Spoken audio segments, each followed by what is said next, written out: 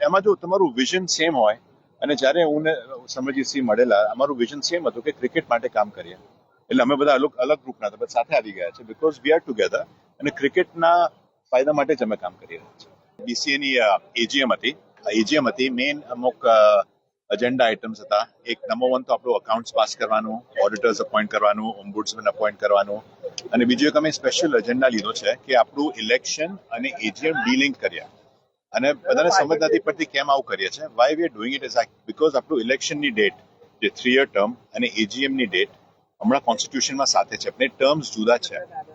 terms જુદા હોય એટલે એજીએમ ડીલે થાય એજીએમ ડીલે થાય એટલે we are not allowed first of all અને બીજું શું છે કે આપણે પૈસા નથી મળતા બીસીસીઆઈમાંથી એટલે we have decided to delink it એટલે એજીએમ આજે ખાલી પ્લેન એજીએમ કરી હવે ઇલેક્શન આવશે જ્યારે આ ટર્મ પતશે ફેબ્રુઆરીમાં ત્યારે ઇલેક્શન આવશે એટલે આ હતા મેઇન એજન્ડા આઇટમ્સ આજની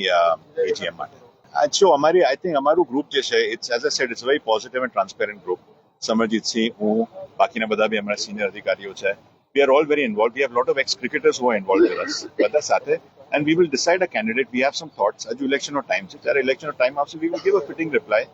અને હમણાંથી ડિક્લેર કરવાની જરૂર નથી we have few people who are considering and we will do it અને આખું ગ્રુપ હવે પોઝિટિવિટીથી કામ કરે છે and we will take a joint decision